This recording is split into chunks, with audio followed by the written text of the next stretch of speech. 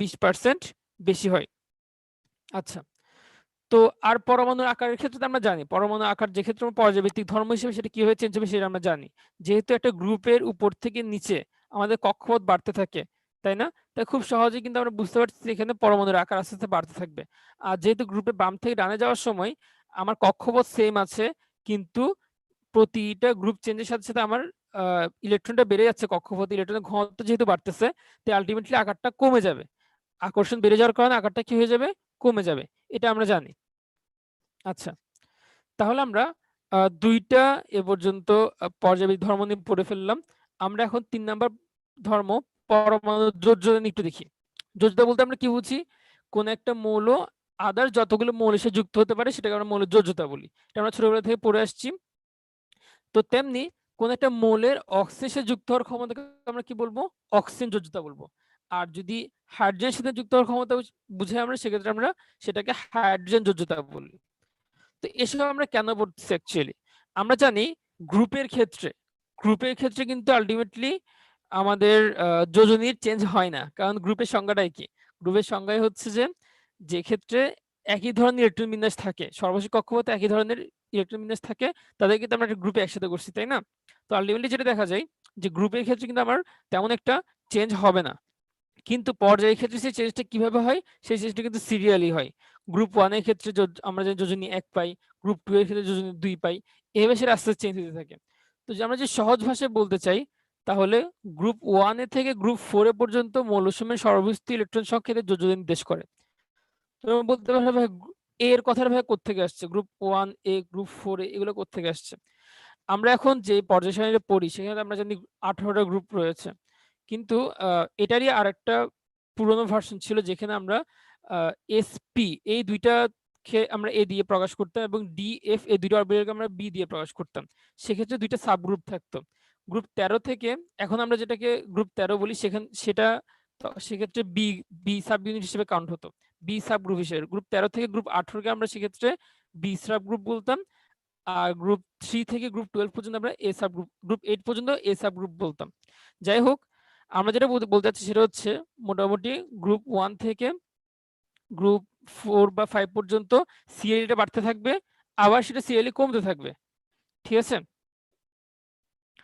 যেমন মনে করো গ্রুপ 5 এ থেকে গ্রুপ 7 এ পর্যন্ত এইচ অনুসারে সেটা কমতে থাকে। এইচ স্কেল মানে কি? এক যোজনী অনুসারে, মানে একটা পরমাণু তো এইচ এর সাথে, মানে এইচ এর সাথে একটা বন্ড তৈরি করে, তাই না? তো এভাবে সেটা আস্তে আস্তে কমতে থাকে। আর অক্সিজেন স্কেল অনুসারে বাড়তে থাকে। অক্সিজেন বাড়তে থাকা বলতে বোঝানো হচ্ছে যে তার নেগেটিভটা বাড়তে থাকে, তার মানে তার সর্বশেষ কক্ষপথে ইলেকট্রনের উপস্থিতি সেটা বাড়তে থাকে। তখন আমরা তার যোজনী হিসাব করি কিভাবে? 8 থেকে বিয়োগ দিয়ে হিসাব করি সেক্ষেত্রে। আচ্ছা, তো আমরা এখন মেইন যে পর্যায়ভিত্তিক ধর্মগুলো সেখানে চলে আসি। আমরা জানি যে আমাদের এখানে মোট 3টা প্রধান পর্যায়ভিত্তিক ধর্ম রয়েছে। একটা হচ্ছে আয়নীকরণ শক্তি, একটা হচ্ছে ইলেকট্রন আসক্তি, একটা হচ্ছে তড়িৎ ঋণাত্মকতা। আচ্ছা, আমরা এতক্ষণ ধরে কি কি পড়লাম? আমরা এতক্ষণ ধরে পরমাণুর আকার পড়ছি, আমরা যোজনী পড়ছি, এবং আমরা গড়নাঙ্ক শৃঙ্গ পড়ছি। যোজনীর ক্ষেত্রে আমরা কি বলছি? যোজনীর ক্ষেত্রে আমরা বলছি গ্রুপের ক্ষেত্রে যোজনী সবসময় সেম থাকে, আর পর্যায়ের ক্ষেত্রে প্রথমে সেটা আস্তে আস্তে বাড়তে থাকে, তারপর সেটা আস্তে আস্তে কমতে থাকে। কারণ আমরা জানি প্রথমে আমরা হিসাব করি যে কক্ষপথে কতটি ইলেকট্রন আছে সেটা দিয়ে, এবং যখন অধাতুর দিকে চলে যায় তখন আমরা হিসাব করি কক্ষপথে অষ্টক পূরণের জন্য কতটি ইলেকট্রন দরকার তা দিয়ে। ঠিক আছে? আচ্ছা, এখন আসলে আমরা আয়নীকরণ শক্তির ক্ষেত্রে একটু যাই। আমরা জানি আয়নীকরণ শক্তির একটা খুব সুন্দর সংজ্ঞা আছে, যে 1 মোল গ্যাসীয় বিচ্ছিন্ন পরমাণু থেকে 1 মোল ইলেকট্রনকে সরিয়ে নিতে যে পরিমাণ এনার্জি প্রয়োগ করতে হয়। তার মানে দেখো এই ছবিটা তোমরা যেটা দেখতে পাচ্ছ, এখানে দেখো যে একটা পরমাণু থেকে আমরা একটা ইলেকট্রনকে বের করে নিচ্ছি। একটা পরমাণু থেকে আমরা কি করছি? একটা ইলেকট্রনকে বের করে নিচ্ছি। তো এই বের করার জন্য আমাকে কি করতে হচ্ছে? শক্তি দিতে হচ্ছে, শক্তি প্রয়োগ করতে হচ্ছে। তো এই যে শক্তি প্রয়োগ করতে হচ্ছে এটাকে আমরা কি বলি? আয়নীকরণ শক্তি বলি। আমরা এটাকে ওই 1 মোল পরমাণুর আয়নীকরণ শক্তি বলি। তো এটার ক্ষেত্রে আমরা যেটা জানবো যে এই আয়নীকরণ শক্তিটা আমাদের পর্যায়ভিত্তিক ক্ষেত্রে কিভাবে চেঞ্জ হয় এটা আমরা দেখব। আচ্ছা, তাহলে আমরা আসি। তোমরা একটা পর্যায় সারণী দেখতে পাচ্ছ স্ক্রিনে। এক্ষেত্রে খেয়াল করো, এই পর্যায় সারণীতে যদি আমরা উপর থেকে নিচে নামি, উপর থেকে নিচে, কোন একটা গ্রুপে যদি আমরা উপর থেকে নিচে নামি তাহলে কি হবে, আকার বেড়ে যাবে, তাই না? তো যদি তোমার কোন একটা পরমাণুর আকার বেড়ে যায় তাহলে তার আয়নীকরণ শক্তি কিভাবে চেঞ্জ হবে, এটা তোমরা জানো তো? তোমাদের কি মনে হয়? আব্দুল বলেছো কমে যাবে, চৈতি বলেছো কমে যাবে। আচ্ছা ঠিক আছে, সবাই বলছো কমে যাবে। হ্যাঁ, কেন কমে যাবে? কারণ যত আমার আকার বাড়তেছে, যত আমার উপর থেকে নিচে আকার বাড়তেছে, তত কিন্তু আলটিমেটলি আমার যে কেন্দ্রস্থ যে নিউক্লিয়াস তার সাথে আমার বাইরের সর্বশেষ কক্ষপথের যে ইলেকট্রন তার দূরত্ব বাড়তেছে। দূরত্ব বেড়ে গেলে কি হবে, আমি সহজেই কিন্তু অল্প শক্তি প্রয়োগ করার মাধ্যমে ইলেকট্রনটাকে এখান থেকে বের করে দিতে পারবো, তাই না? তাই আকার বাড়ার সাথে সাথে আমাদের কি হয়, তাই আকার বাড়ার সাথে সাথে আমাদের আয়নীকরণ শক্তিটা হ্রাস পায়। তাহলে আমরা কি জানলাম, গ্রুপের ক্ষেত্রে আকার বাড়ার সাথে সাথে আয়নীকরণ শক্তিটা হ্রাস পায়। আচ্ছা, তাই যদি হয় তাহলে আমরা একটু দেখি যে পর্যায়ের ক্ষেত্রে কি হবে। আমরা জানি কোন একটা পর্যায়ে যখন আমরা বাম থেকে ডানে যাই, আমরা যখন বাম থেকে ডানে যাই তখন কি হয়, আমার অরবিটাল কিন্তু চেঞ্জ হয় না, আমার অরবিটাল সংখ্যাটা সেম থাকে। তাহলে কি চেঞ্জ হয়, অরবিটালে উপশক্তি স্তর তখন বাড়তে থাকে। কি বললাম, উপশক্তি স্তর তখন বাড়তে থাকে। তো আমার যদি উপশক্তি স্তর বাড়তে থাকে তাহলে কিন্তু আমার ইলেকট্রনের ডেনসিটি বেড়ে যাবে এবং আমার নিউক্লিয়াসের সাথে আমার আকর্ষণটাও বেড়ে যাবে। তো নিউক্লিয়াসের সাথে আকর্ষণ যদি বেড়ে যায় তার মানে আমার আকারটা কিন্তু আলটিমেটলি ছোট হয়ে যাবে। তাহলে আমরা যেটা বলছি সেটা হচ্ছে, যদি আমার পর্যায়ের বাম থেকে ডানে উপশক্তি স্তর বেড়ে যায় তাহলে আমরা কি পাবো, আয়নীকরণ শক্তি বৃদ্ধি পাবো। তাহলে সামাইড হচ্ছে এরকম, উপর থেকে নিচে আয়নীকরণ শক্তি হ্রাস পায় এবং বাম থেকে ডানে আয়নীকরণ শক্তি বৃদ্ধি পায়। এটুক পর্যন্ত কি আমরা ক্লিয়ার? যদি এটুক পর্যন্ত বুঝতে পারি একটু চ্যাট বক্স তোমরা জানাও।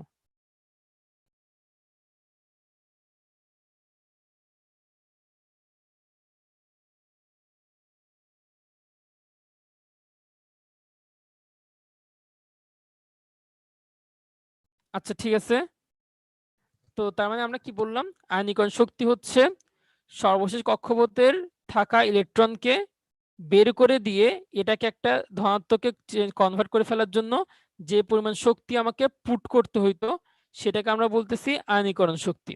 এবং আমরা জানলাম উপর থেকে নিচে, গ্রুপে উপর থেকে নিচে সেটা কমতে থাকে এবং পর্যায়ে বাম থেকে ডানে সেটা আলটিমেটলি বাড়তে থাকে।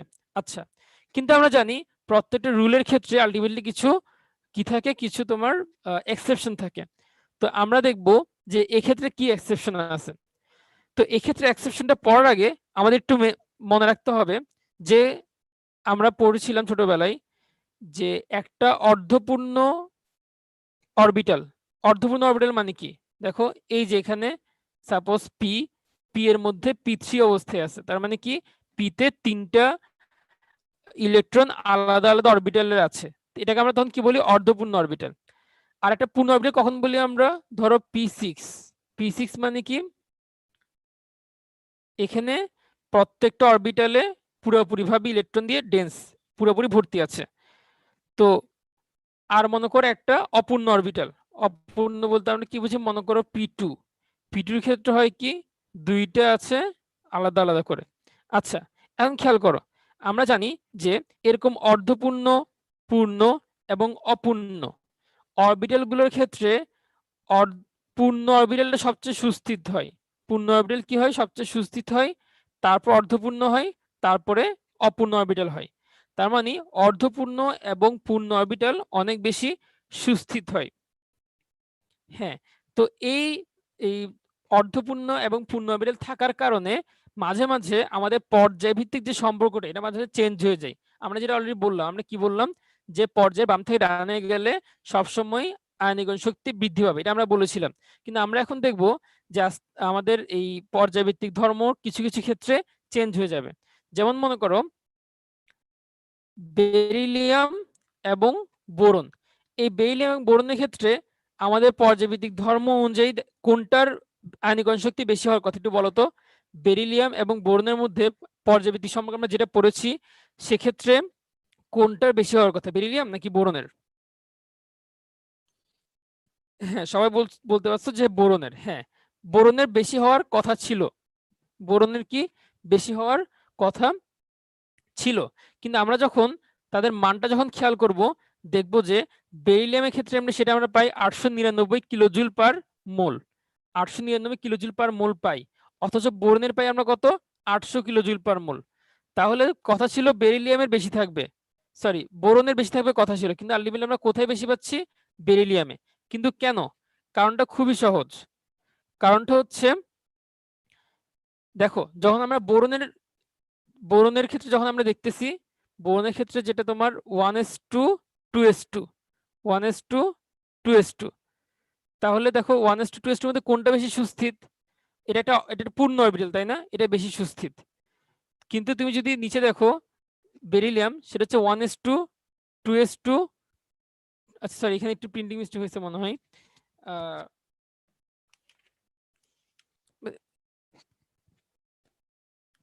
এখানে উপরেরটা বেরিলিয়াম হবে, নিচেরটা বোরন হবে।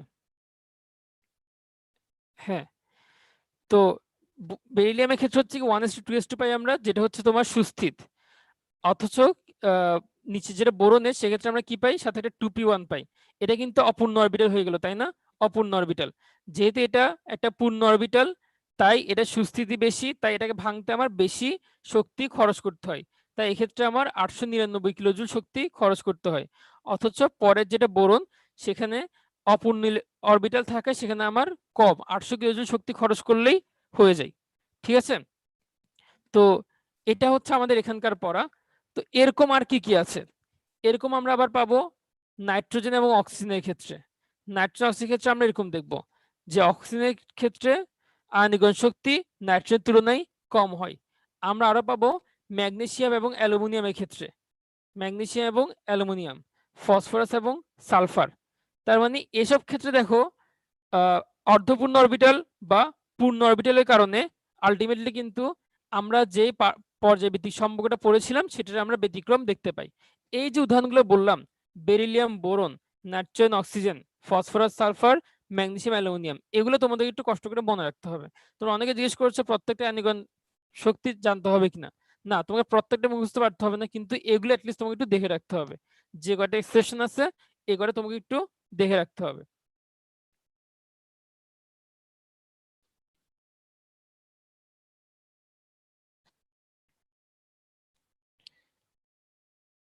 যেমন এখন যদি আমরা একটু নাইট্রোজেন এবং অক্সিজেনের ক্ষেত্রে দেখি, তো এই ক্ষেত্রে দেখো নাইট্রোজেনের জন্য 1402 কিলোজুল পার মোল শক্তি লাগে, অথচ তার পরের অক্সিজেনের জন্য তার চেয়ে কম শক্তি লাগে। কারণটা দেখো, নাইট্রোজেনের যে ইলেকট্রন বিন্যাস, এক্ষেত্রে দেখো 2px py pz সবগুলো একটা অর্ধপূর্ণ অরবিটাল অবস্থায় আছে, অথচ অক্সিজেন কিন্তু সেটা অর্ধপূর্ণ অরবিটাল নাই, সেটা অপূর্ণ অরবিটাল হিসেবে আছে। যেহেতু অর্ধপূর্ণ অরবিটালটা বেশি সুস্থিত, তাই আমরা এই ক্ষেত্রে নাইট্রোজেনের ক্ষেত্রে বেশি শক্তি প্রয়োগ করা লাগে। আচ্ছা, ঠিক আছে, আমরা এতটুকু পর্যন্ত পড়লাম। আমরা হয়তো আয়নীকরণ শক্তির ক্ষেত্রে সামারি করি যে কি কি বললাম আমরা। আমরা যেটা জানলাম সেটা হচ্ছে পরমাণুর আকার বৃদ্ধিতে, যেটা আমরা গ্রুপের ক্ষেত্রে দেখছি, আকার বৃদ্ধিতে কি হবে, আয়নীকরণ শক্তি হ্রাস পাবে। আকার বৃদ্ধিতে সেটা হ্রাস পাবে, বা গ্রুপের উপর তিনটি সেটা হ্রাস পাবে। উপশক্তি স্তর বৃদ্ধিতে কি হবে, আয়নীকরণ শক্তি বৃদ্ধি পাবে, তার মানে পর্যায়ে বাম থেকে গেলে সেটা বৃদ্ধি পাবে।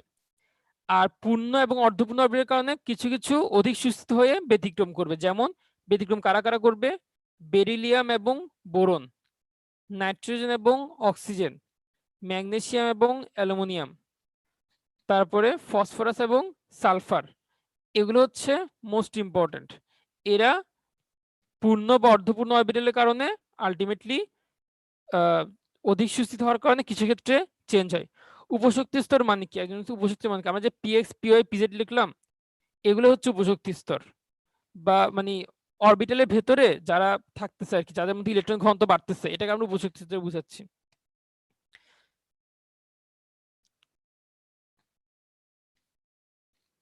আচ্ছা, তো এখন আমরা দেখি তাহলে সর্বোচ্চ এবং সর্বনিম্ন কোথায় পাবো। সর্বোচ্চ এবং সর্বনিম্ন কারা হইতে পারে?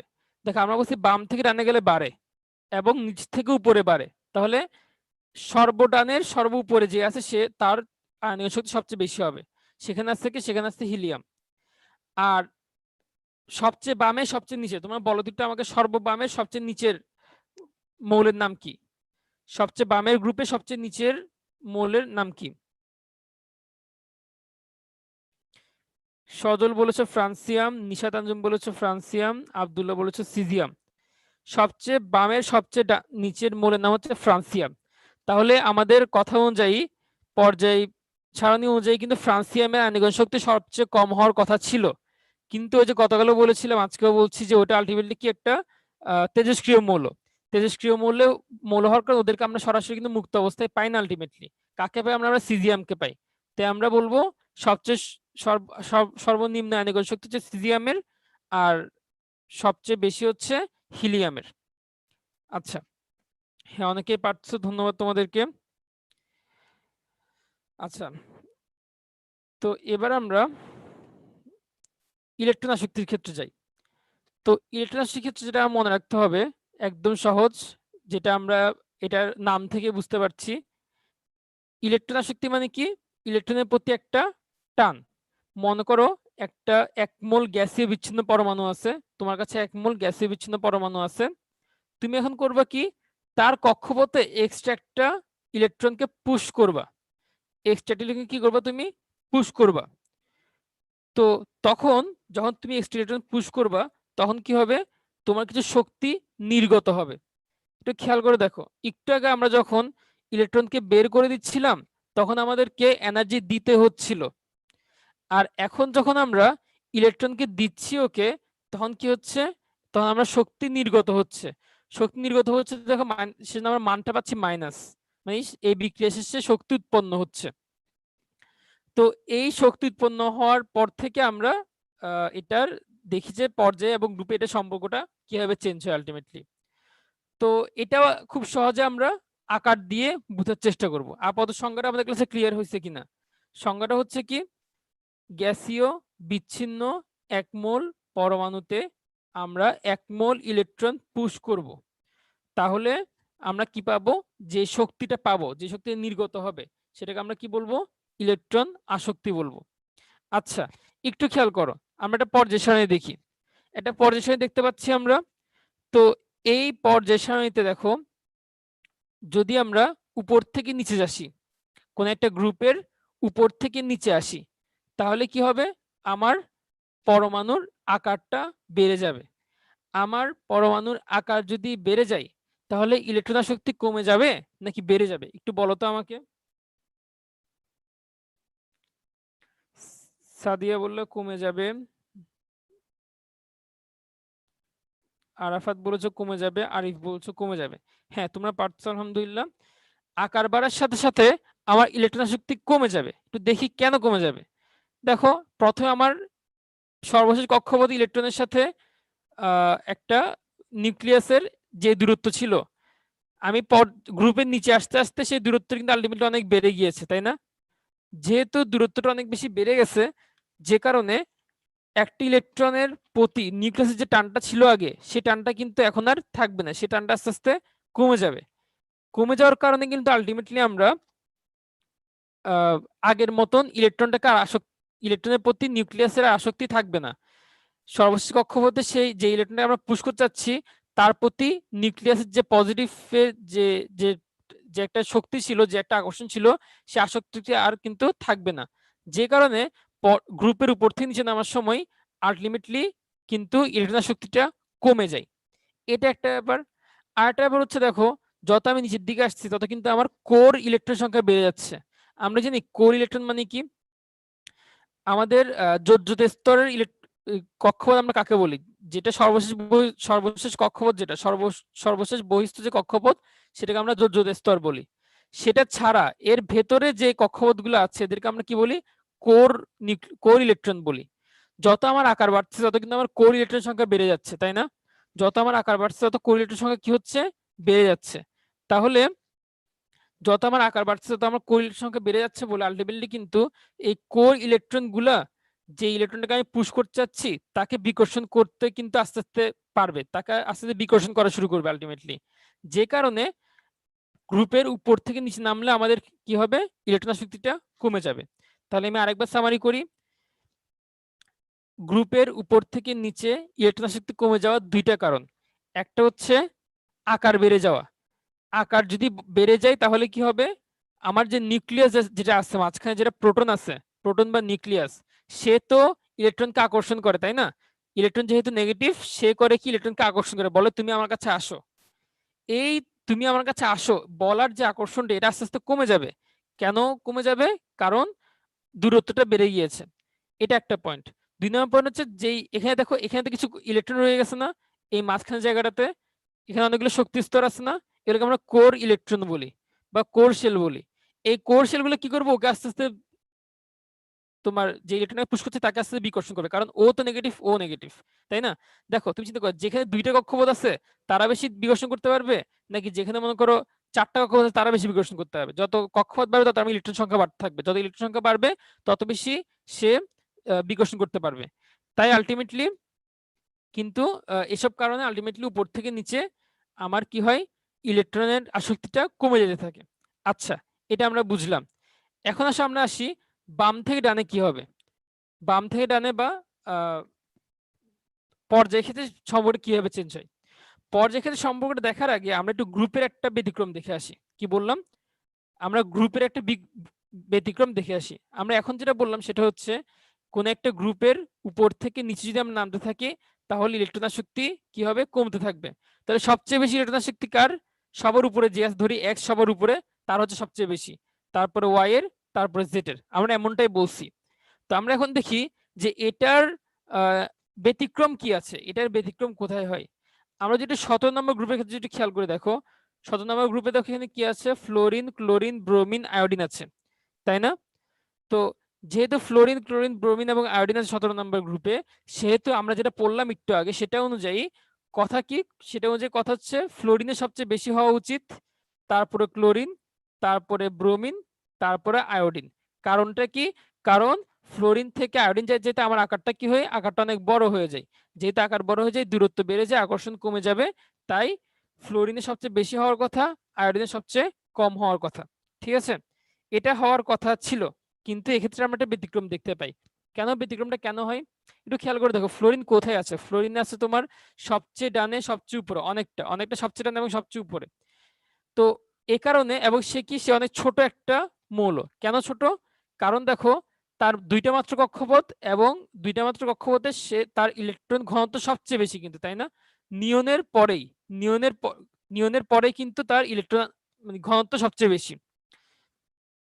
দূরত্ব বাড়লে আকর্ষণ কমে, হ্যাঁ দূরত্ব বেড়ে গেলে আকর্ষণ কমে যাবে আলটিমেটলি। যাই হোক, আমরা যেটা বলতেছিলাম, ফ্লোরিনের ক্ষেত্রে হয় কি, ফ্লোরিনের সাইজটা ছোট বলে, কি বললাম, ফ্লোরিনের সাইজটা ছোট বলে, ফ্লোরিনের ক্ষেত্রে কি প্রথমে একটা কক্ষপথ আছে, তারপর একটা কক্ষপথ আছে, প্রথম কক্ষপথে 2টি ইলেকট্রন, পর কক্ষপথে 7টি ইলেকট্রন।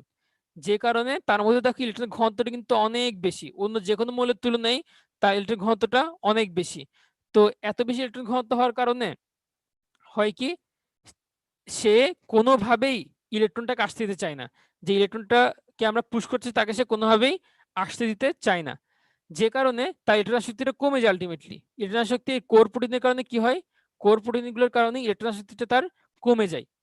যে কারণে ফ্লোরিন তার প্রথম অবস্থায় কোথায় চলে যায়, দ্বিতীয় অবস্থায় চলে যায়, ক্লোরিনটা সামনে চলে আসে। তাহলে আমরা কি মনে রাখবো, 17 নম্বর গ্রুপের ক্ষেত্রে একটু ব্যতিক্রম হয় এবং ক্লোরিন থাকে সবার উপরে। কে থাকে, ক্লোরিন থাকে সবার উপরে, তারপরে হচ্ছে ফ্লোরিন, তারপরে ব্রোমিন, তারপরে আয়োডিন। এটা আমাদের মনে থাকবে আশা করি, যে গ্রুপে যদিও উপর থেকে নিচে সবসময় আয়নীকরণ ইলেকট্রন আসক্তি কমতে থাকে, কিন্তু ফ্লোরিনের ক্ষেত্রে এটা ব্যতিক্রম। ফ্লোরিনের ক্ষেত্রে কি হয়, ফ্লোরিনের ক্ষেত্রে তার ক্ষুদ্র আকারের কারণে, তার আকারটা খুবই ছোট বলে, দেখো আমরা এখানে দেখতে পারতেছি তার আকারটা খুবই ছোট বলে, তার যে 2টা কক্ষপথ থাকে সে কক্ষপথ ইলেকট্রন ঘনত্ব অনেক বেশি বেড়ে যায়। এই ঘনত্ব বিশিষ্ট, এই বেশি ঘনত্বের কক্ষপথটা আমাদের ইলেকট্রনটাকে কি করে, বিকর্ষণ করে। আমরা যে ইলেকট্রনটাকে পুশ করতে চাচ্ছি তাকে কি করে, বিকর্ষণ করে। ফলে আলটিমেটলি নিট যে আকর্ষণটা, ইলেকট্রনের প্রতি নিট যে আকর্ষণটা, সে আকর্ষণটা কি হয়, কমে যায়। যে কারণে আলটিমেটলি ক্লোরিনের চাইতে তার মানটা কমে যায়। তো এটা ছিল 17 নম্বর গ্রুপের ক্ষেত্রে ব্যতিক্রম। আচ্ছা, তো এবার আসো আমরা একটু দেখি পর্যায়ের ক্ষেত্রে কি হবে। পর্যায়ে আমি যদি বাম থেকে ডানে যাই সেক্ষেত্রে কি হবে, একটা জিনিস আমরা চিন্তা করি, পর্যায়ে বাম থেকে ডানে গেলে কি হয়, আমার পজিটিভিটি কিন্তু বাড়তে থাকে, বা আমার নেট পজিটিভ চার্জের পরিমাণ বাড়তে থাকে। তুমি যদি এখানে এই বাম থেকে ডানে আসো তাহলে কি হয়, দেখো তোমার কক্ষপথ সেম, কক্ষপথ তোমার সেম, তাই না? প্রত্যেক তোমার কক্ষপথ সেম, কিন্তু আলটিমেটলি তোমার প্রোটনের সংখ্যা বেড়ে যাচ্ছে না। এখানে যে 9টা প্রোটন থাকে, এখানে থাকে 10টা প্রোটন, এখানে থাকছে 11টা প্রোটন, এখানে থাকছে 12টা প্রোটন। তার মানে কি? তার মানে হচ্ছে তোমার ধনাত্মক যে পার্টটা, নিউক্লিয়াসের ধনাত্মক যে আকর্ষণ, এটা বেড়ে যাচ্ছে না? তো এটা বেড়ে গেলে কি হবে? আকর্ষণ করার ক্ষমতাটা কিন্তু আস্তে আস্তে বাড়তে থাকবে, তাই না? এই কারণে যখন আমরা বাম থেকে ডানে দেখব, এগুলো আমরা পড়ে ফেলছি। আমরা একটু এই কার্বন, নাইট্রোজেন এবং অক্সিজেনের ক্ষেত্রে দেখি। আমরা যেটা বললাম, নর্মালি পর্যায়ের বাম থেকে ডানে গেলে, পর্যায়ের বাম থেকে ডানে গেলে ইলেকট্রন আসক্তিটা আস্তে আস্তে বেড়ে যায়। কেন বেড়ে যায়? কারণ আমার বামে যতগুলো পজিটিভ চার্জ থাকে তার তুলনায় ডানে পজিটিভ চার্জের সংখ্যা বেড়ে যায়, তাই না? কারণটা কি? কারণ আমার কক্ষপথ সেম, কিন্তু প্রোটনের সংখ্যা বেড়ে যাচ্ছে। এ কারণে বাম থেকে ডানে গেলে, পর্যায়ের বাম থেকে ডানে গেলে আমার ইলেকট্রনের শক্তি বেড়ে যায়। কিন্তু এখানেও কিন্তু কিছু আলটিমেটলি ব্যতিক্রম রয়েছে। যেমন একটা যদি আমরা দেখি, কার্বন, নাইট্রোজেন এবং অক্সিজেন। কার্বন, নাইট্রোজেন এবং অক্সিজেনের ক্ষেত্রে দেখো, আমরা যেটা বললাম বাম থেকে ডানে বাড়ে, সেই হিসেবে কি হবে? সেই হিসেবে কার্বনের সবচেয়ে কম হওয়ার কথা, তারপর নাইট্রোজেন এবং তারপরে অক্সিজেনের হওয়ার কথা ছিল। কিন্তু আমরা যেটা দেখব সেটা হচ্ছে, নাইট্রোজেনের ক্ষেত্রে দেখো একটা কি সুস্থিত ইলেকট্রন বিন্যাস আছে। আমরা একটু আগে একবার পড়ে আসছি যে নাইট্রোজেনের ক্ষেত্রে কি হয়, সুস্থিত ইলেকট্রন বিন্যাস আছে। সুস্থিত ইলেকট্রন বিন্যাস থাকার কারণে সে কিন্তু কোনোভাবেই নিতে চায় না, সে কিন্তু নতুন করে ইলেকট্রনকে আসতে দিতে চায় না। সে বলে আমি একটা সুস্থিত অবস্থায় আছি, আমি আর কারোর প্রতি আকর্ষণ ফিল করতেছি না। তাই যদিও আমরা জানি কার্বনের থেকে নাইট্রোজেনের বেশি হওয়ার কথা ছিল, নাইট্রোজেন এবং অক্সিজেন তো কম হওয়ার কথা ছিল, মানে কার্বন, নাইট্রোজেন, অক্সিজেনের বাম থেকে ডানে আস্তে আস্তে বৃদ্ধি পাওয়ার কথা ছিল। কিন্তু যেহেতু নাইট্রোজেন একটা সুস্থিত ইলেকট্রন বিন্যাসের মধ্যে আছে, তাই আলটিমেটলি নাইট্রোজেনের তড়িৎ ইলেকট্রন শক্তিটা কার্বন এবং অক্সিজেনের তুলনায় কিছুটা কম থাকে। তাহলে আমরা দেখো, আমরা গ্রুপের একটা ব্যতিক্রম পড়ছি এবং আমরা পর্যায়ে একটা ব্যতিক্রম পড়ছি। আমরা গ্রুপের ব্যতিক্রম পড়লাম 17 নম্বর গ্রুপটা, যেখানে ছিল ফ্লোরিন, ক্লোরিনের জায়গায় ক্লোরিন, ফ্লোরিন তারপরে ব্রোমিন ছিল। আর আমরা যখন পর্যায় ব্যতিক্রম পড়লাম, সেখানে কোনটা পড়লাম? কার্বন, নাইট্রোজেন এবং অক্সিজেন পড়লাম। আচ্ছা, এইটুকু পর্যন্ত আমরা বুঝতে পারছি, একটু জানাও তো।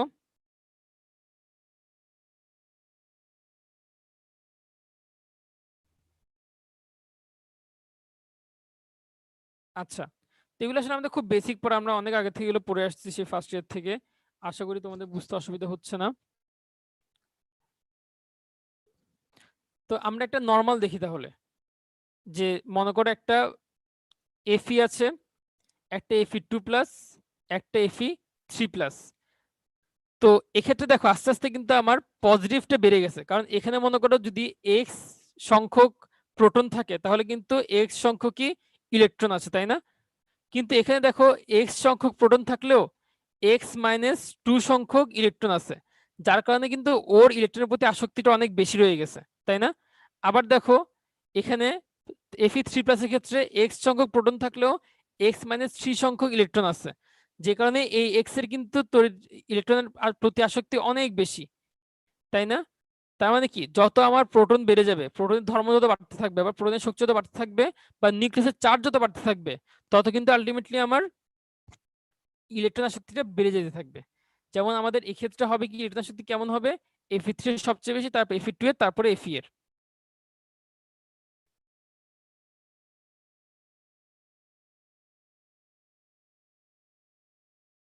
নাইট্রোজেনের ক্ষেত্রে সি এর চাইতে ইলেকট্রন শক্তিটা কম থাকবে, হ্যাঁ। আচ্ছা, তাহলে আমরা যদি সামারি করি, তাহলে আমরা কি পাই? আমার পাচ্ছি দেখো, পরমাণুর আকার বৃদ্ধিতে ইলেকট্রন শক্তি হ্রাস পায়। এটা কোথাকার সম্পর্কের? হচ্ছে গ্রুপের সম্পর্ক। গ্রুপ উপর থেকে নিচে যেহেতু আকার বৃদ্ধি হয়, ইলেকট্রন শক্তি আমাদের হ্রাস পাবে। ব্যতিক্রম কি পড়ছি? ক্লোরিন, ফ্লোরিন, ব্রোমিন, আয়োডিন, এটা পড়ছি। তারপর কি বললাম? যোজ্যতা স্তরে ইলেকট্রনের ঘনত্ব বৃদ্ধিতে ইলেকট্রন শক্তি হ্রাস পায়।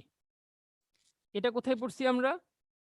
এটা আমরা পড়ছি তোমার এই, যেমন নাইট্রোজেনের যেটা হয়েছিল, যে সুস্থিত ইলেকট্রন থাকার কারণে আলটিমেটলি সেটা নাইট্রোজেনটা হ্রাস পাই অন্যগুলো থেকে হ্রাস পেয়েছে, কার্বন থেকে সেটা হ্রাস পাইছিল, কারণ তার যোজ্য স্তরের ইলেকট্রন ঘনত্ব কার্বনের চাইতে বেশি। আচ্ছা, আর 3 নম্বরে দেখো নিউক্লিয়াসের চার্জ বৃদ্ধিতে ইলেকট্রন আসক্তি বৃদ্ধি পায়। এটির উদাহরণটা আমরা কি দেখলাম? এর উদাহরণ হচ্ছে দুইটা। নর্মাল যে কোনো একটা পর্যায়, নর্মাল যে কোনো একটা পর্যায়ের বাম থেকে ডানে গেলে আস্তে আস্তে নিউক্লিয়াস চার্জ বৃদ্ধি পায়, এটা একটা এটা একটা। 2 নম্বর হচ্ছে একই আয়নের ক্ষেত্রে, মনে করে Fe2+, Fe3+, এদের ক্ষেত্রে যেহেতু নিউক্লিয়াস চার্জ এখানে বৃদ্ধি পাইছে, তাই এই ক্ষেত্রে ইলেকট্রন আসক্তি বেশি থাকবে। সামাইড হচ্ছে তাহলে কি, গ্রুপ উপর থেকে নিচে কমে, পর্যায়ে বাম থেকে ডানে বাড়ে, আর কিছু কিছু ক্ষেত্রে ব্যতিক্রম থাকে যোজ্য স্তরে ইলেকট্রন ঘনত্বের কারণে এবং সুস্থিত ইলেকট্রন বিন্যাসের কারণে। আচ্ছা, এখন আমরা আসি তড়িৎ ঋণাত্মকতাতে। তড়িৎ ঋণাত্মকতা আমাদের যেটা মনে রাখতে হবে সেটা হচ্ছে, এটা খুবই সহজ একটা জিনিস। মনে করো তুমি একটা সমজীব বন্ধন গঠন করছো, এক্স এবং ওয়াই মিলে একটা সমজীব বন্ধন গঠন করছে। তো সমজীব বন্ধন গঠনের কথা কি ছিল? সমজীব বন্ধন গঠনের ডিল হচ্ছে যে আমরা একটা ইলেকট্রনকে শেয়ার করব, আমি ইলেকট্রনকে শেয়ার, এটা হচ্ছে সমজীব বন্ধনের ডিল। এখন সমজীব বন্ধন তুমি ডিল করার পর যদি কারো তড়িৎ ঋণাত্মকতার পার্থক্য থাকার কারণে, এক্স এবং ওয়াই এর তড়িৎ ঋণাত্মকতার পার্থক্য থাকার কারণে যার তড়িৎ ঋণাত্মকতা বেশি, সে করে কি, সে ইলেকট্রনগুলোকে নিজের দিকে টেনে নেয়। তাহলে কি বললাম? সমজীব বন্ধনে আবদ্ধ দুইটা মৌল যদি তাদের শেয়ারকৃত ইলেকট্রনটাকে নিজের দিকে টেনে নেয়, সে যে ধর্মের কারণে টেনে নিচ্ছে, এটাকে আমরা কি বলি? তড়িৎ ঋণাত্মকতা বলি। আমরা যেটা বলছিলাম যে আয়নীকরণ শক্তি বা ইলেকট্রন শক্তির মান কিন্তু তোমাদের জন্য খুব একটা ইম্পর্টেন্ট না, কিন্তু এক্ষেত্রে তড়িৎ ঋণাত্মকতার ক্ষেত্রে কিন্তু মানটা খুবই ইম্পর্টেন্ট। কেমিস্ট্রির অনেক কিছুর ব্যাখ্যা দিতে, অনেক প্রবলেমের সলভ করার জন্য আমাদের তড়িৎ ঋণাত্মকতার মানটা জানা থাকা লাগে। এজন্য আমরা তোমাদেরকে যেটা বলবো সেটা হচ্ছে অন্ততপক্ষে দ্বিতীয় পর্যায় এবং 17 নম্বর গ্রুপ, এই দুইটার তড়িৎ ঋণাত্মকগুলো তুমি একটু মনে রাখবা, তোমাকে এগুলো একটু মুখস্থ করতে হবে। দ্বিতীয় পর্যায়ের মৌলগুলা এবং 17 নম্বর গ্রুপের মৌলগুলোর তড়িৎ ঋণাত্মকতার মান তোমাকে মুখস্থ করতে হবে। আদারওয়াইজ অন্য আয়নীকরণ শক্তি বা ইলেকট্রন শক্তি কিছু তোমার লাগবে না, কিন্তু এই দ্বিতীয় পর্যায়ে 17 নম্বর গ্রুপের যে তড়িৎ ঋণাত্মকগুলো আছে সেগুলো তোমাকে একটু মুখস্থ করতে হবে। আচ্ছা, তো এরপরে যেমন এক্ষেত্রে দেখো কি একটা অক্সিজেন এবং সালফার বিক্রিয়া অংশগ্রহণ করছে, মানে সমযোজী বন্ধন গঠন করছে। এরা হচ্ছে সেই সমযোজী বন্ধন গঠনের শেয়ারকৃত ইলেকট্রন গুলা। কিন্তু দেখো অক্সিজেনের ক্ষেত্রে তোমার আকারটা ছোট হয়। অক্সিজেন আকারটা কি ছোট হয়? অক্সিজেন যেটা পজিটিভ প্রোটন, যেটা সে প্রোটন কি করতেছে, ইলেকট্রন গুলোকে নিজের দিকে টেনে নিচ্ছে, ইলেকট্রন গুলোকে সে নিজের দিকে টেনে নিচ্ছে। এই টেনে নেওয়ার যে ক্ষমতাটা, এটাকে আমরা কি বলতেছি? তড়িৎ ঋণাত্মকতা বলতেছি। ঠিক আছে? তো তখন আমরা বলতেছি oxygen is more electronegative than sulphur. তো আমরা যদি এটার ক্ষেত্রে পর্যায়ভিত্তিক চেঞ্জগুলো দেখতে চাই, সেটা কেমন হবে? গ্রুপের ক্ষেত্রে দেখো, গ্রুপে তুমি যত, গ্রুপ না, পর্যায়ের ক্ষেত্রে দেখো, একটা পর্যায়ে তুমি যত বাম থেকে ডানে যেতে থাকবা, তখন তুমি আচ্ছা, আমরা এখানে আপাতত এগুলো হচ্ছে মোস্ট ইম্পর্টেন্ট মানগুলা, ফ্লোরিন, অক্সিজেন, নাইট্রোজেন, কার্বন এবং হাইড্রোজেন। এগুলো তোমাদের জানতেই হবে এবং এগুলো আলটিমেটলি পরীক্ষায় বিভিন্ন সময় বিভিন্নভাবে আসে। আর আমরা যদি একটু সম্পর্কগুলো দেখি, দেখো পরমাণুর আকার বৃদ্ধিতে তড়িৎ ঋণাত্মকতার মান কি হবে? হ্রাস পাবে। কেন হ্রাস পাবে? কারণ যত আমার আকার বৃদ্ধি পাবে তত কি হবে? তত আমার দূরত্ব বাড়বে। মনে করো এখানে একটা শেয়ারকৃত ইলেকট্রন আছে, আমি এখানে পজিটিভ, তাহলে এখানে যে আকর্ষণটা, আর এখানে একটা শেয়ারকৃত ইলেকট্রন আছে, এটা হচ্ছে পজিটিভ, তাহলে এই যে আকর্ষণটা অনেক বেশি হবে না? এখানে দূরত্ব কম বলে আকর্ষণ অনেক বেশি হবে, এখানে দূরত্ব বেশি বলে আকর্ষণটা কম হবে। তাই পরমাণুর আকার বৃদ্ধিতে তড়িৎ ঋণাত্মকতার মান কি হয়? হ্রাস পায়। আকার বৃদ্ধি পেলে তড়িৎ ঋণাত্মকতার মানটা হ্রাস পেয়ে যায়। আচ্ছা, এটুকু আমরা বুঝলাম আশা করি। আচ্ছা, এরপরে দেখো কি বলছে, নিউক্লিয়াসের চার্জ বৃদ্ধিতে তড়িৎ ঋণাত্মকতার বৃদ্ধি পায়। চার্জ বৃদ্ধি মানে কি? মানে হচ্ছে পর্যায়, বাম থেকে ডানে গেলে আমাদের নিউক্লিয়াস চার্জটা আস্তে আস্তে বাড়তে থাকে। কেন কেন বাড়তে থাকে? কারণ বাম থেকে ডানে বা একই পর্যায়ে আমাদের কক্ষপথ সেম থাকে, কক্ষপথ সেম থাকে, কিন্তু এটা যদি 9+ হয়, এটা কিন্তু 10+ থাকে। পরের ইলেকট্রনটা কি থাকে? পরের মৌলটা 10+ থাকে, পরটা থাকে 11+। তাইলে যত প্রোটন সংখ্যা বাড়তে থাকবে তত সে ইলেকট্রনকে আরো সহজে আকর্ষণ করতে পারবে, শেয়ারকৃত ইলেকট্রনগুলোকে সে নিজের দিকে আরো সহজে টানতে পারবে। এ কারণে যত বাম থেকে ডানে যাব আমরা পর্যায়ের, যত আমাদের নিউক্লিয়াসের চার্জ বৃদ্ধি পেতে থাকবে, তত আমাদের তড়িৎ ঋণাত্মকতা কি হবে? বৃদ্ধি পেতে থাকবে। আচ্ছা, তার মানে কি? তার মানে আয়নীকরণ শক্তি, তড়িৎ ঋণাত্মকতা এবং ইলেকট্রন আসক্তি, এরা সবাই, লিটারেলি সবাই স্বাভাবিকভাবে উপর থেকে নিচে, পর্যায় সারণীর উপর থেকে নিচে হ্রাস পায় এবং পর্যায়ের বাম থেকে ডানে বৃদ্ধি পায়। কি বললাম? মোস্ট ইম্পর্টেন্ট যে তিনটা পর্যায়ভিত্তিক ধর্ম, তারা উপর থেকে নিচে হ্রাস পায়, বাম থেকে ডানে বৃদ্ধি পায়। আচ্ছা, এবার আমরা আসি লাস্ট যে ধর্ম, সেটা হচ্ছে ধাতব ধর্ম। ধাতব ধর্ম বলতে আমরা কি বুঝি?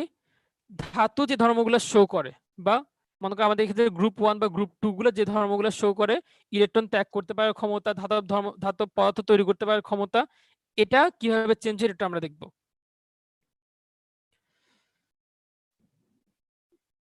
তাহলে দেখো, আমরা জানি আমাদের পর্যায়ের বামের যে মৌলগুলো সেগুলো হচ্ছে ধাতু, এবং ডানের যে মৌলগুলো সেগুলো হচ্ছে অধাতু। এক। 2 নম্বর পার্ট হচ্ছে যারা উপরের দিকে আছে তারা মোটামুটি অধাতু, যারা নিচের দিকে তারা বেশিরভাগ ক্ষেত্রে ধাতু। তো তাই যদি হয়, তাহলে দেখো আমরা এখানে দেখতে পাচ্ছি বাম থেকে ডানে মৌলসমূহের ধাতব ধর্ম হ্রাস পায়, বাম থেকে ডানে মৌলসমূহের ধাতব ধর্ম হ্রাস পায়, আর উপর দিয়ে নিচে তাহলে কি হবে? সেটা বৃদ্ধি পাবে। তাহলে তোমরা বলো তো, সবচেয়ে ধাতব ধর্ম বেশি সম্পন্ন মৌল কোনটা হবে? সবচেয়ে বেশি ধাতব ধর্ম সম্পন্ন মৌল কোনটা হবে?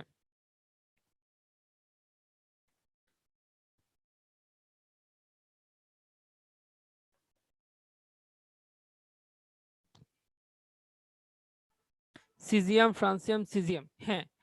তো কয়েকজন লিথিয়াম বলছে, লিথিয়াম হবে না আসলে, কারণ আমরা জানি উপর থেকে নিচে ধাতব ধর্ম বৃদ্ধি পায়, কিন্তু লিথিয়াম হবে না। আমাদের হাতে এখন দুইটা অপশন আছে, একটা হচ্ছে ফ্রান্সিয়াম, একটা হচ্ছে সিজিয়াম। এই ক্ষেত্রে সেম আগের কথাটাই আমরা বলবো। সিজিয়াম এবং ফ্রান্সিয়ামের ক্ষেত্রে অবশ্যই ফ্রান্সিয়াম ধাতব ধর্ম সবচেয়ে বেশি, কিন্তু ওই যে যেটা বলছিলাম, ওদের তেজস্ক্রিয় মৌল ওকে তো আমরা খুঁজেই পাই না। তাই আলটিমেটলি যখন তোমাকে জিজ্ঞেস করবে সবচেয়ে সক্রিয় ধাতব মৌল কোনটা, তুমি বলবা সিজিয়াম। বা যখন তোমাকে জিজ্ঞেস করবে স্থায়ী, স্থায়ী সক্রিয় ধাতব ধর্ম, ধাতব সর্বোচ্চ সক্রিয় ধাতব মৌল কোনটা, তখন তুমি বলবা সিজিয়াম। আমাদের বই দেখো দুইটা লাইনে কিন্তু লেখা আছে, আমাদের বইয়ে অনুচ্ছেদ, তোমার কত, অনুচ্ছেদ 6-তে, অনুচ্ছেদ 3.3 এর 6-তে দেখো দুইটাই কিন্তু লেখা আছে। একবার বলা হয়েছে যে সর্বাধিক সক্রিয় ধাতব হচ্ছে ফ্রান্সিয়াম, কিন্তু এরপরে বলা হয়েছে স্থায়ী। যখন স্থায়ী কথাটা চলে আসবে, স্থায়ী কথাটা আসলেই আমরা ফ্রান্সিয়াম বলবো না, আমরা তখন বলবো সিজিয়াম। ঠিক আছে? আচ্ছা, তো এখন আমরা যদি একটা সামারি করতে চাই, গতকাল তোমাদেরকে আমি বলছিলাম যে আমরা একটা এক পড়াগুলাকে, এই যে এতক্ষণ ধরে আমরা যা পড়লাম, এই পড়াগুলো একটা সামারির মধ্যে নিয়ে আসতে হবে। কারণ আমরা অনেকবার দেখছি বাম থেকে ডানে বাড়তেছে, উপর থেকে নিচে কমতেছে, বাড়তেছে, এরকম অনেক কিছু আমরা দেখছি। এগুলো কনফিউজিং। তুমি এখন সবকিছু বুঝতেছো, সত্যি কথা, কিন্তু আসলে পরীক্ষার সময় যখন তোমাকে 30 সেকেন্ডের মধ্যে অ্যান্সার করতে হবে, তখন আলটিমেটলি কনফিউজ আমরা হয়ে যাই, পড়া জিনিসে আমাদের ভুল হয় আলটিমেটলি। তো তাহলে আমরা এখন যেটা করবো, আমরা একটা সামারি করার চেষ্টা করব। তোমরা সবাই কি আমার সাথে আছো? এইটুকু পর্যন্ত তোমরা আশা করি বুঝতে পারছো। এখন আমরা একটা সামারি করব।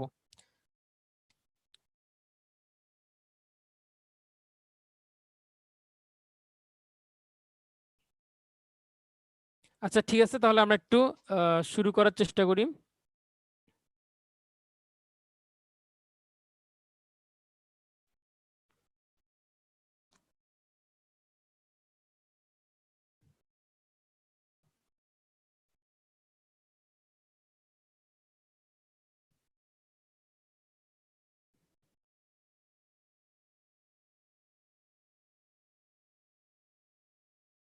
আচ্ছা, তো প্রথম কথা হচ্ছে, আমরা সবাই জানি পর্যায়ের, পর্যায় সারণীর বাম দিকে কি থাকে বলতো?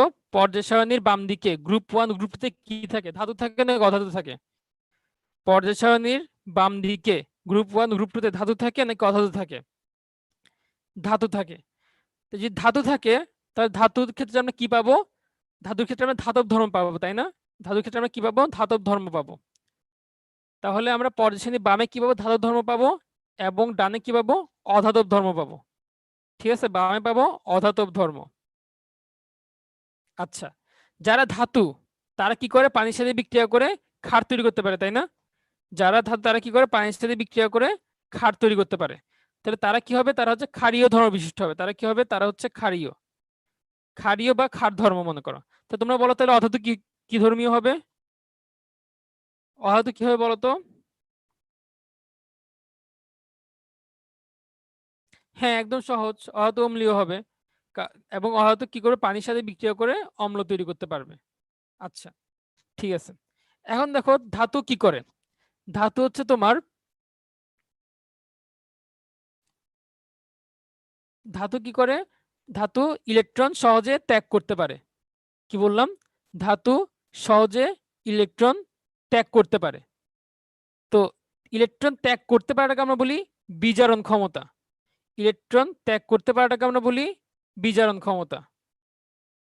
ইলেকট্রন ত্যাগ করতে পারাটাকে আমরা কি বলি?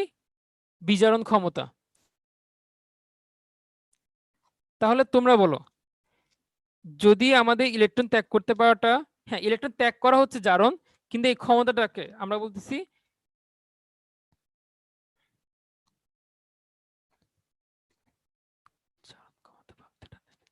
মানে যে জারণ করে তাকে তো আমরা বিজারক বলি, তাই না? আচ্ছা, যাই হোক, মানে যেটা আমি মিন করতেছি সেটা হচ্ছে, আচ্ছা আমি একটু মুছে দিই, আমার মনে হয় ভুল আসসালামু হয়েছে। আলাইকুম ভাইয়া, রাশেদ ভাইয়া। জি, হ্যাঁ হ্যাঁ, শুনতে পাচ্ছেন? সরি। ভাইয়া হচ্ছে হ্যাঁ হ্যাঁ, ক্ষমতাটা শুনছি। একটু বলি আর কি। হ্যাঁ মানে হ্যাঁ, হচ্ছে বলো। জারকটা তো হচ্ছে নিজে হচ্ছে ইয়ে হয় ভাইয়া। হ্যাঁ আর হ্যাঁ, বুঝতে পারছি। বিচারকটা বলি, বিচারক হচ্ছে নিজে জারিত হয়। হ্যাঁ এটা হ্যাঁ হচ্ছে নিজে বিচারক নিজে জারিত হয়, আর বিচারক যে হচ্ছে অন্যকে যে হচ্ছে জারণ ঘটায়, অন্যের বিজারণ ঘটায়। হ্যাঁ, তো এইটা হচ্ছে আলটিমেটলি, হ্যাঁ ঠিক আছে, তো আলটিমেটলি আমরা জারণ। যেটা বুঝে যাচ্ছি সেটা হচ্ছে আমরা আমাদের যেটা ধাতু আছে তারা কি হবে? তারা জারণ করতে পারবে, তাই তো? তারা ইলেকট্রনটা ত্যাগ করতে পারবে সহজে, ধাতুর বা হচ্ছে তার, ক্ষমতা বেশি। হ্যাঁ, সে সে ইলেকট্রন সহজে ত্যাগ করতে পারবে। আর আমার যেটা অধাতু তারা কি করবে? সে ইলেকট্রন সহজে গ্রহণ করতে পারবে। এইটুকুতে আমাদের কোনো আপত্তি নেই, তাই না? আচ্ছা, আমরা একটু সিম্পলিফাই করার চেষ্টা করি। তাহলে খেয়াল করে আমরা যে যে যে পয়েন্টগুলো বললাম, ধাতব ধর্ম, ক্ষারীয় এবং জারণ ধর্ম, এই 1 2 3 দেখতে পাচ্ছ এখানে আমরা 1 2 3 দিয়ে বলছি। এই বামে আমরা যেগুলো বললাম, এই বামের গুলাই আমরা নিচে লিখব। কি করব? নিচে দিব। বামের 1 2 3 গুলা নিচে দিব, আর এখানে 4 5 6 কে আমরা দিব উপরে। এই 4 5 6 কে আমরা কি দিব? উপরে দিব। এইটুক কি আমরা বুঝতে পারছি? দেখো আমরা এই এই জিনিসটা, এই ফিগারটা দিয়ে আমরা কি বুঝাইলাম তাইলে? দেখো, তোমরা একটা ফিগার দেখতে পারতেছো যেখানে আমরা আহ ডানে বামে অ্যারো দিছি, উপরে নিচে অ্যারো দিছি। এটা দিয়ে আমরা একটা পর্যায় সারণীকে বুঝাচ্ছি আর কি। আমরা এটা বুঝাচ্ছি যে পর্যায় সারণীর বামে কি থাকে? ধাতব ধর্ম থাকে, ক্ষারীয় ধর্ম থাকে, জারণ ধর্ম থাকে, এবং ডানে কি থাকে? অধাতব ধর্ম, অম্লীয়, বিজারণ ধর্ম। বামে যা থাকে তাই নিচে থাকে। তাই কোথায় থাকে? নিচে থাকে। আর ডানে যা থাকে তা কি করে? উপরে থাকে। ঠিক আছে? আচ্ছা, এরপর আমরা আর লাস্টে যে তিনটা আমরা পড়লাম, ইলেকট্রন আসক্তি, তড়িৎ ঋণাত্মকতা, আর আয়নীকরণ শক্তি, এদেরকে আমরা কোথায় বসি? দেখো ডান দিকে বসেছি, তাই না? ডান দিকে বসানো মানে কি? তাদেরকে উপরেও বসানো। আচ্ছা, তো এটা দিয়ে আমরা কি বুঝাচ্ছি অ্যাকচুয়ালি?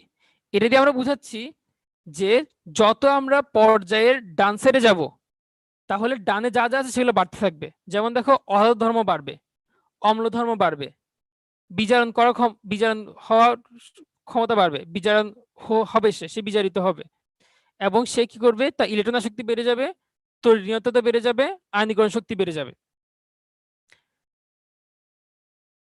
তাহলে দেখো, আমরা যেটা বলতে চাচ্ছি সেটা হচ্ছে, আমাদের এই ছবি তুমি যেটা দেখতেছো, এই ছবিতে দেখো,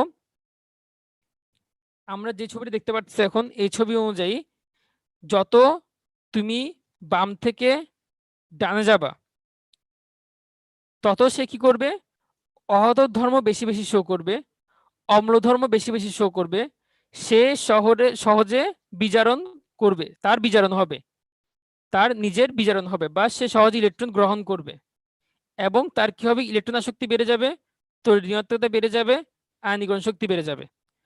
এখন তোমাকে বাম থেকে ডানে জিজ্ঞেস করলো না, তোমাকে জিজ্ঞেস করলো ডান থেকে বামে, তোমাকে কি জিজ্ঞেস করলো, ডান থেকে বামে, তোমাকে বললো ডান থেকে বামে গেলে এই ধর্মগুলো কিভাবে চেঞ্জ হবে। তখন তুমি বলো ডান থেকে বামে গেলে ধারক ধর্ম বাড়বে, অধাতু ধর্ম কমে যাবে, ক্ষার ধর্ম বাড়বে, অম্ল ধর্ম কমে যাবে। ব্যাপারটা বুঝতে পারতেছো? ঠিক তেমনি উপর থেকে নিচে, দেখো উপরে আমরা কোনগুলো বলছি, বামের গুলো উপরে নিচে বলছি, আর ডানের গুলো উপরে বলছি। তা তোমাকে যদি জিজ্ঞেস করে পর্যায় সারণীর নিচ থেকে উপরে ধাতব ধর্ম বাড়বে নাকি কমবে, তোমরা বলো তো, পর্যায় সারণীর নিচ থেকে উপরে ধাতব ধর্ম বাড়বে নাকি কমবে? পর্যায় সারণীর নিচ থেকে উপরে ধাতব ধর্ম বাড়বে নাকি কমবে?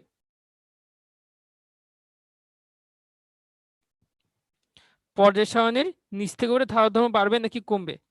ধাতব ধর্ম পর্যায় সারণীর নিচ থেকে উপরে কিন্তু আলটিমেটলি কমে যাবে। কেন কমে যাবে? দেখো আমরা বলছি বামে হচ্ছে অধাতু, তার মানে উপরেও অধাতু, উপরে অধাতু বেশি, তার মানে কি উপরে অধাতু বেশি মানে হচ্ছে ধাতু কম। তার মানে আমি যদি পর্যায় সারণীর নিচ থেকে উপরে যাই তাহলে আমার ধাতব ধর্মটা কমে যাবে, ধাতব ধর্ম কি হবে, হ্রাস পাবে। ঠিক আছে, এখন যদি আমি তোমাকে জিজ্ঞেস করি পর্যায় সারণীর ডান থেকে বামে ক্ষার ধর্ম বাড়বে নাকি কমবে, একটু বলো তো, পর্যায় সারণীর ডান থেকে বামে ক্ষার ধর্ম বাড়ে নাকি কমে? সুলতানা বলছো বাড়বে,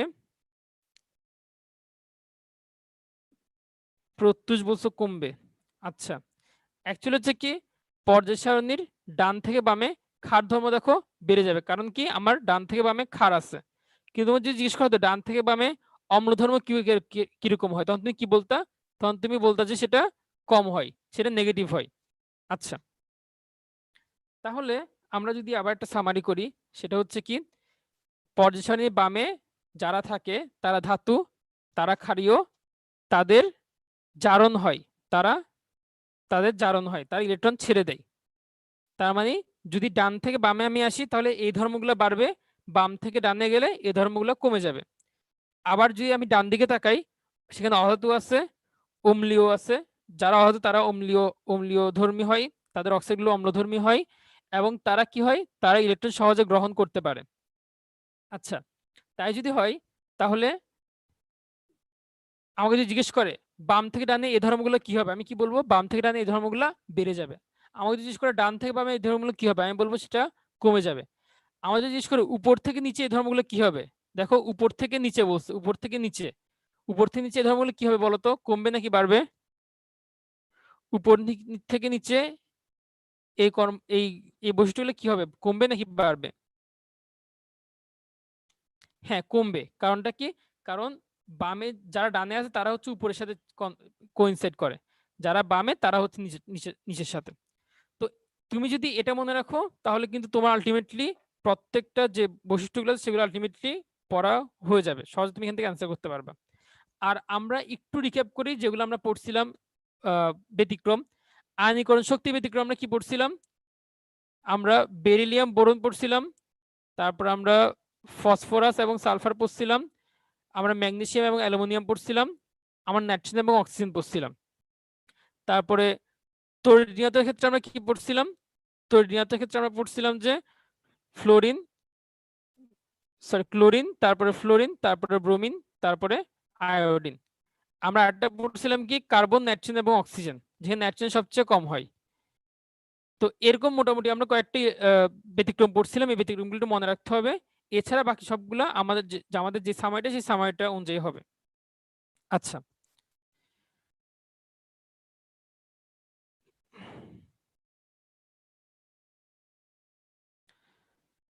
তো এটা অ্যাকচুয়ালি আমাদের বইয়ে দেওয়া আছে আর আমাদের ডাইজেস্টেও দেওয়া আছে।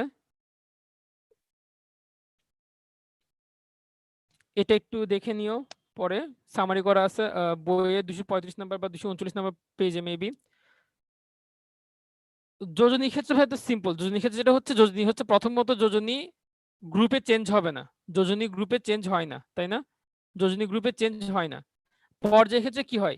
পর্যায় ক্ষেত্রে প্রথমে সেটা আস্তে আস্তে বাড়তে থাকে, বাম থেকে ডানে সেটা বাড়তে থাকে, কিন্তু মাঝামাঝি গিয়ে সেটা কি হয়, আবার আস্তে আস্তে কমতে থাকে, তাই না? কারণ 1 2 3 4 হবে, তারপর 5 গেল, 6 গেল, এরপর সেটা আবার তো কমতে থাকবে। আর একটা ব্যাপার কি, এটা হচ্ছে তোমার কিছু কিছু ক্ষেত্রে যারা অবস্থান্তরমূলক তারা তো পরিবর্তনশীল যোজনা দেখায়, সেক্ষেত্রে তারা একাধিক যোজনা দেখাতে পারে। আর 4-এর পরে সেটা 3 2 1 হয়ে আবার শূন্য হয়ে যায়, শেষে নিষ্ক্রিয় গ্যাসের ক্ষেত্রে গিয়ে। তো আলটিমেটলি গ্রুপে আমার যোজনী চেঞ্জ হয় না, আমার যোজনী শুধুমাত্র পর্যায়ের দিকে চেঞ্জ হয়।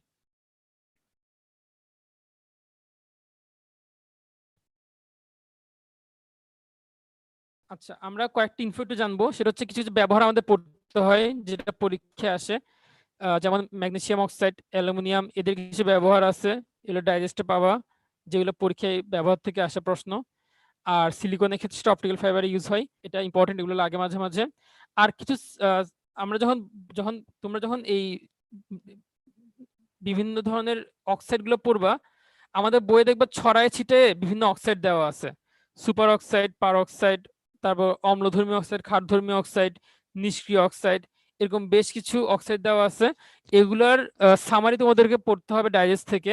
এখানে আপাতত আমরা দুইটা সূত্র দেখি অম্লধর্মী অক্সাইড মনে রাখার জন্য, যে এই ন্যামোনিকটা যদি তোমরা সহজে মনে রাখতে পারো যে কারা অম্লধর্মী অক্সাইড। আর আরেকটা সূত্র আছে যেটা দিয়ে আমরা নিরপেক্ষ অক্সাইডগুলো মনে রাখতে পারবো, সেগুলো হচ্ছে নিচে কোনো পানি নাই, এটা দিয়ে সহজে মনে রাখা যায় নিরপেক্ষ অক্সাইড গুলো। যেগুলো নিরপেক্ষর বাইরে, যেগুলো অম্লের বাইরে, সেগুলো কি হবে, আলটিমেটলি ক্ষারীয় অক্সাইড হবে। আর সাধারণত ক্ষারী মানে এভাবে তুমি দুইটা পড়লে বাকিটা তুমি সহজে ম্যানেজ করে নিতে পারবা।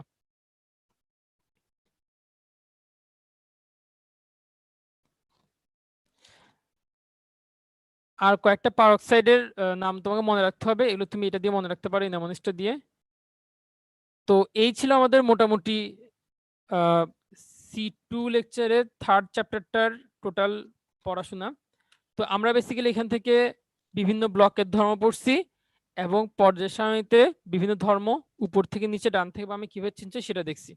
ঠিক আছে, তো আমরা আপাতত একটু রেস্ট নিব 1 মিনিটের, তারপর আমরা আবার ল্যাবরেটরি নিরাপদ ব্যবহার চ্যাপ্টার শুরু করব।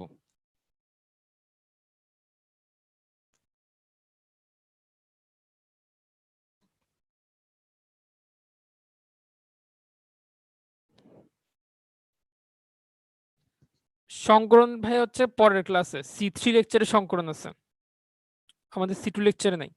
সংকরণ, হাইব্রিডাইজেশন এগুলো হচ্ছে ভাই পরে C3 লেকচারে।